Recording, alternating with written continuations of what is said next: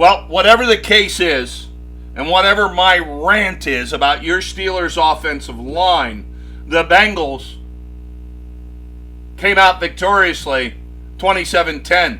Now look, this is the Steelers Chalk Talk show, so there's another arc I want to talk about here. And it goes to bad coaching on behalf of Mike Tomlin and the Pittsburgh Steelers.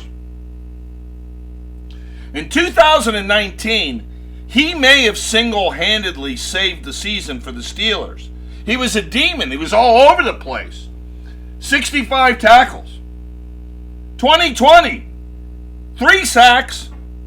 I remember one of them, he flew up out of nowhere and tackled the quarterback about 12 yards behind the line of scrimmage in 2020. And he had 51 tackles and 3 sacks. But they said, no, we got to get rid of him. Can't afford him. They didn't say anything, actually. They didn't even say, you know what? He stinks with his 65 tackles, his 51 tackles. So, you know, Devin Bush, in perspective, had about 80 tackles this year. I'm talking about a cornerback. Corner. C-O-R-N-E-R. Mike Hilton. If there was any talk that, well, the Steelers can't afford Mike Hilton now. Now, you remember some of the, you know, one of the positions, Jared the WaterBoy, the Steelers are talking about needing to draft is corner this year. That's likely what our first round is going to be going towards. Well, it better go maybe to an inside linebacker too. But anyway, just to, you know, in case it was a money scenario, just to let you know, Cam Sutton, who's pretty good actually. Cam Sutton had 42 tackles this year. Yeah, he was good. Is making 4.5 this year. Witherspoon, Witherspoon is making $4 million this year. Levi Wallace is making $4 million this year. Do you know how much Mike Hilton's making for the Bengals who are going to the championship game? $4.3 million. Yeah, Cam Sutton 4.5, Mike Hilton 4.3, Witherspoon $4 million. Who in the heck at the Pittsburgh Steelers said, we don't need Mike Hilton. We don't need him with his 65 sacks in 19, his tackles, and his 51 tackles in 20, and his 3 sacks. Oh, we can move on. We have depth at cornerback. Again, year after year, you see good players with the Steelers do good things. Then the coaching staff, led by Mike Tomlin, do stupid stuff. Like hire Todd Haley. Like hire Mike Canada. Like get rid of Mike Hilton. I'm sorry. Just an arc. But it upsets me when I see this time of year coming because, as I said at the beginning of the show, watching the playoff contenders go at it, and you see the best of them, of what they are, Mike Hilton for the Bengals, the Bengals' third-string offensive line, blowing holes open for Mixon. It shows you what's wrong with your Pittsburgh Steelers and exposes their weaknesses. Hey, you're listening to Steelers Chalk Talk here on Fox Sports Net, Wheeling, Pittsburgh. Here every Saturday morning. I'm Tank. He is Jared. We're down to about 3 minutes here in the show, so we better come along now with some predictions. As Mr. T said in Rocky 3, I predicts pain this weekend. Pain is coming the way of a couple people. All right, WaterBoy, call these games. Who's winning the AFC game and why?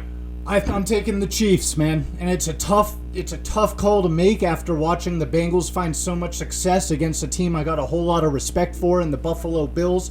But the storyline is there. Patrick Mahomes is just a whole different type of monster, and I don't care about his high ankle sprain. If the man was missing a leg, I think that the books in Vegas would still have the Chiefs -1.5. Wow. Well, here's the thing. If the rattlesnake wasn't hurt, I'd be going with the chefs down there. But they can stick as much Novocaine and Percocet into him this weekend. But I see the Bengals and Joe Burrows going in there because they got an underdog attitude and beating the chefs. Moving on really quick. Oh, I hate this game. Please, 49ers, please beat the Philadelphia Sea Chickens. I hate anything to do with Philly. I see the same script that I saw last week, in truth, and that didn't end up coming to fruition last time. But I really do think that the Eagles are going to go in there and they are going to expose Brock Purdy for some of the rookie mistakes that we have yet to see out of him because of this system and the success that he has found under such a genius at head coach. I've got the Eagles. I know how much that excites you. Yeah, well, but Jalen Hurts was hurt not long ago. Look, I'm pulling for the Rocky Balboa of San Francisco, Mr. Purdy. All right, I think I threw my neck out of place, wiggling and moving around and screaming about third string offensive line. Well, here's the thing with the Bengals. I mean, absolutely amazing that, and like I said, coming in this segment, there would be an arc or two that Joe Burrow behind the third string offensive line, they're down to third stringers, practice squad guys, are blowing open holes on the Bills for Joe Mixon. Let me take a step back here for the arc to the Steelers. This is coaching that has the Pittsburgh Steelers with a crappy offensive line again. This isn't that your left tackle stinks. It's not that your left guard stinks. Dotson. I heard somebody on Pittsburgh Sports this week talking, oh, well, Dotson's got to go. No, he doesn't. He needs a good coach. The Bengals were able to protect their Super Bowl quarterback with a third string line. I watched their technique on run blocking. It was impeccable. It was where it was supposed to be. Go back, look at Steelers Chalk Talk on YouTube. Mike and I went through a blocking expo this year. You get down into the hip, you move the man. You get into the center of his body. You move the man. You chop your feet. When your Pittsburgh Steelers block, the first thing they do on run blocking is give the defensive player their chest. A defensive lineman should see shoulder pads and helmet coming at him on run blocking. Not the chest of Dotson. Not the chest of whoever. Chooks Okafor. This Steelers offensive line, and again, the numbskulls on radio in Pittsburgh are going, well, we're just going to have to draft our way out of this problem with the offensive line for the Steelers. You're not going to draft your way out of that problem unless the guy's really good. After Munchak left, they got the idiot Akeem. He didn't make it through the season. Sean Serrett. Now this guy who's got, if you look at his resume, who's coaching the offensive line, it looks like a great resume. This technique stinks. It's horrible. And that's coaching. It's coaching. The Bengals just are going to the AFC Championship game with their third string line. Do you think I'm angry about this? You're damn right. You sound pretty angry. Because it's an obvious thing that Mike Tomlin refuses to get his head out of his third point of contact. Call Russ Grimm. Call Mike Munchak. Call Dan Chirpak. And anybody that knows what I'm talking about when I mention Dan Chirpak knows what I'm talking about. But Mike Tomlin will not, because he hires his friends. Keith Butler to coach a defense. Now this guy, who's his friend from Memphis days, to coach a bad Steelers offensive line.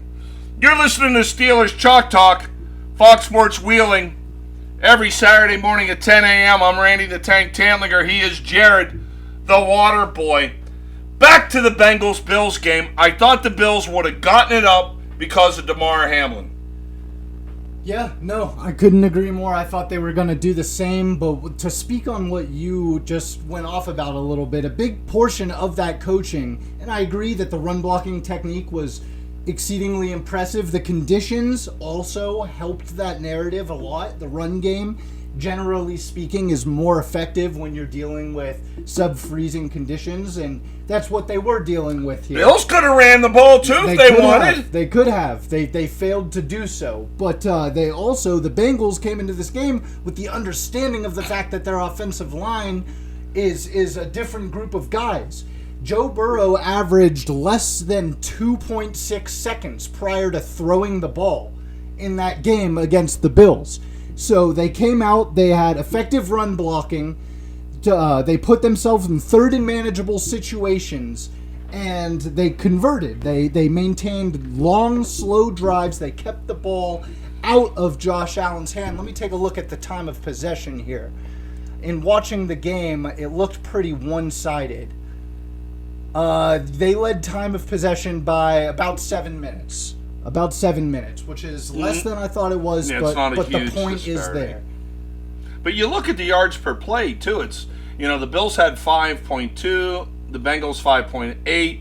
It was the first downs that really were a distinguishing characteristic in this game that just unprecedented, especially during a playoff game. 30 first downs. That's called efficiency, especially if you look at their third down efficiency. 6 for 10. The Bills were 4 for 12. I mean, they chipped away at you, and when those drives are taking as long as theirs did, that defense gets tired and more tired, and then whenever the offense comes out and they can't accomplish something, they can't get a first down themselves, then that defense has to go right back out onto the field, already winded, and do it all over again. On a cold Buffalo day.